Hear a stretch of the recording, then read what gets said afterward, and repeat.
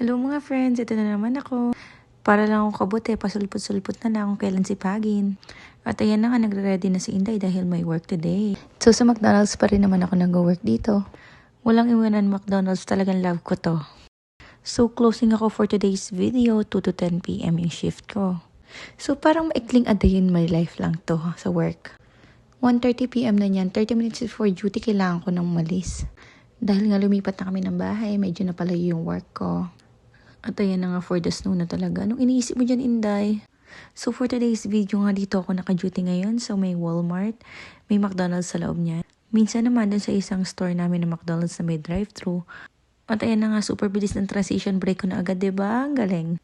At ayan na nga, may kasama kong Pinoy dito at isa Indian, yung isa Indian mango si Jomar. Charing. At ayan na nga, for the kayod talaga si Inday.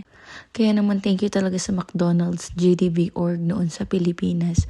Kaya naman pagpunta dito, konting adjustment na lang.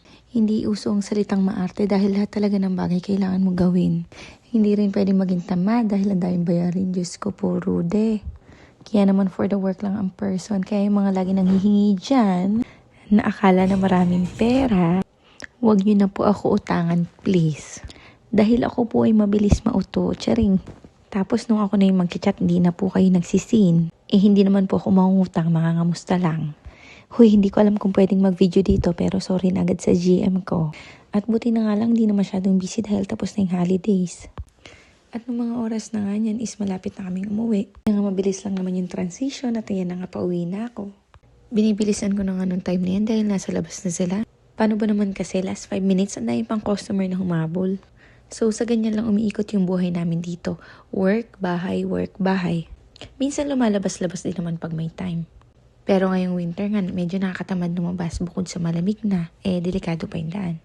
Bay, pag naglakad-lakad ka naman sa labas, baka maging snowman ka na sa lamig At ayun na nga, palabas na ako nung time na yan sa Walmart. At nag-i-snow pa din hanggang ngayon. Diyos ko po, rude. Very light lang naman pero malakas din yung hangin. At ayun na nga, mabilis lang din ang transition. Nasa bahay na tayo. Nung time nga na yan, buhat-buhat ko si Enzo kaya nagmamadali ako. Nagkamali pa ako ng code. So yun lang mga friends for today's video. Sa susunod ulit. Bye-bye!